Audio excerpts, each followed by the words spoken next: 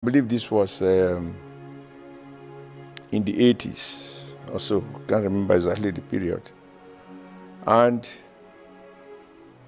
the President IBB, as it's fondly called, they set up a committee chaired by one professor.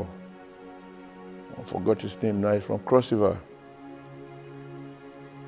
Anyway, one professor to chair the committee, and you have in it people from various backgrounds, including employers association, private sector, and other groups.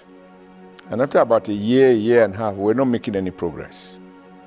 And we decided, no, we wanted to meet with the president. And initially,